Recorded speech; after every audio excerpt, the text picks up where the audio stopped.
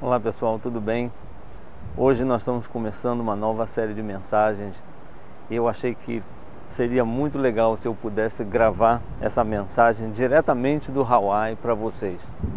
Mesmo estando de férias, mas esse é um assunto tão legal, um assunto que mexe tanto comigo, que eu achei que valeria a pena eu tirar um tempo para gravar essa mensagem para vocês. Essa casa que vocês estão vendo aí no fundo é a casa onde a gente está passando esse período de férias. Essa tem sido a nossa casa de veraneio, é a terceira vez que a gente vem para cá e palavras não descrevem o quão maravilhoso é esse lugar para a gente. É incrível, é realmente algo que só vocês vindo aqui para vocês verem como é que é. Eu gostaria de falar hoje sobre como transformar, aliás, é a série, né? Como transformar o seu mundo em 52 dias. E como eu disse para vocês domingo passado, a gente vai estar estudando sobre a vida de Neemias. Neemias foi um sujeito que transformou o mundo dele em 52 dias. Por quê? Porque Neemias foi usado por Deus para fazer uma coisa que não foi feita em 140 anos. E de repente, em apenas 52 dias, Deus usou Neemias para construir as muralhas de Jerusalém de volta, para restaurar a honra da cidade. E Neemias, então, foi uma pessoa que Deus usou. Agora, eu gostaria que você acompanhasse esse estudo e deixasse Deus falar ao seu coração, porque eu tenho certeza que Deus tem um plano para a sua vida. Deus está realmente desejoso de usar você para fazer algo, fazer uma diferença no mundo. Se você tem a sua Bíblia com você, abra no livro de Neemias, no capítulo 1, e eu vou ler também com você. É claro, né? Eu vou ler no capítulo 1, versículo 1. Enquanto eu dou tempo de você procurar, eu vou dar um giro aqui simplesmente para você ver a maravilha que é isso aqui. Eu estava sentado nessa cadeirinha aqui atrás, tomando um cafezinho. O vento aqui é muito forte por causa do mar. Mas eu estava sentado aqui nessa cadeirinha, tomando meu cafezinho de manhã. São 7h10 da manhã. E o mar então tá começando a ficar agitado. Esse barulho que vocês estão vendo aí é do mar atrás de mim. O mar fica bastante agitado. Muito bem. Neemias capítulo 1, versículo 1 diz assim: Palavras de Neemias, filho de Acalias. No mês de Quisleu. Que mês é esse? Não tem esse mês no nosso calendário. É claro, esse é um calendário judaico. O mês de Quisleu era o mês de novembro, equivalente a novembro e dezembro, entre novembro e dezembro. No mês de Quisleu, no 20º ano de quem? 20º ano do rei. As datas eram dadas a partir do reinado de um determinado rei. Então você falava, no primeiro ano do rei tal, as pessoas conseguiam saber exatamente qual era a data que você estava falando. Então ele está dizendo, no 20º ano, enquanto eu estava na cidade de Suzã. Suzã era a capital do Império Persa. A gente vai ver um pouquinho mais adiante sobre esse império.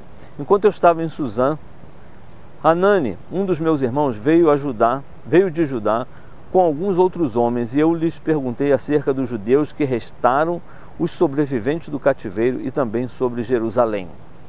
Bom, que cativeiro é esse?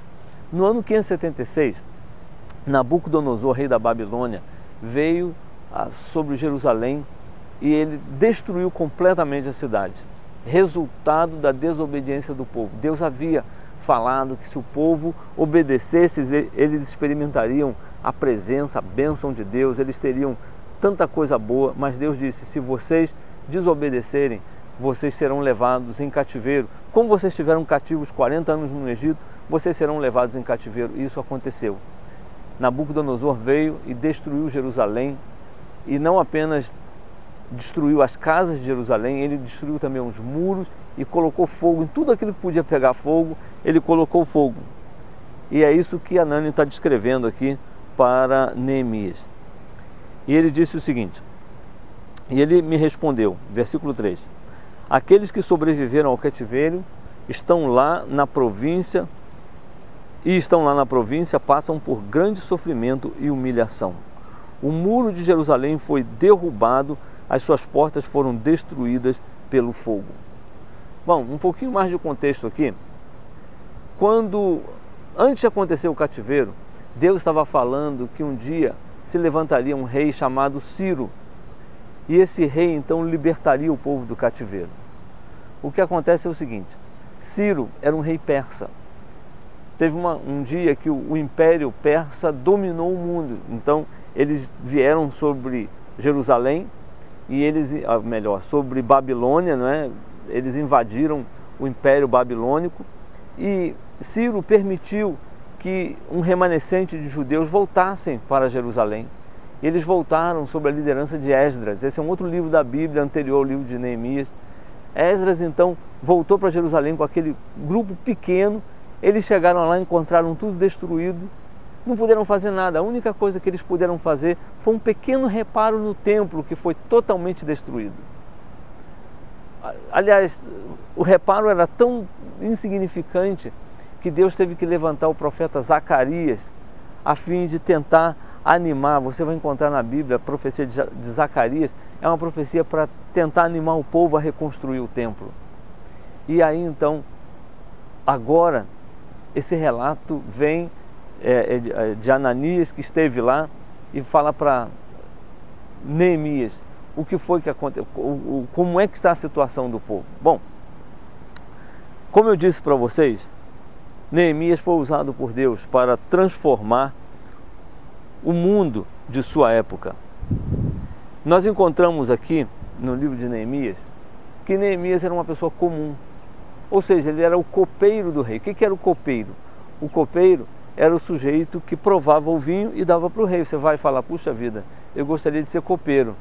Legal, você provar vinho, seu provador de vinho é legal, mas a não ser que alguém estivesse querendo envenenar o rei, ok? Ele primeiro bebia o vinho. Se o vinho tivesse envenenado, ele era o primeiro a sofrer as consequências. Então, ele colocava a vida dele em jogo todas as vezes que ele provava o vinho antes de dar para o rei. Era uma profissão interessante, mas ao mesmo tempo era uma profissão comum. Uma profissão comum. E Neemias era um homem comum, um homem que trabalhava todos os dias, um homem que tinha o seu dia a dia, mas Deus usou ele para transformar o mundo. E nós vamos encontrar aqui características na vida de Neemias que são características de pessoas que Deus usa para transformar o mundo. A primeira característica a gente vai ler aqui agora, versículo 4, diz assim: quando ouvi estas coisas, sentei-me e chorei. Passei dias lamentando-me. Em outras palavras, Deus usa pessoas que choram. Não pessoas que choram por qualquer motivo. Não pessoas que choram por causa de tristeza na vida delas, mas pessoas que choram por causa de coisas que machucam o coração de Deus. Pessoas que são se deixam tocar pelas coisas que quebram o coração de Deus.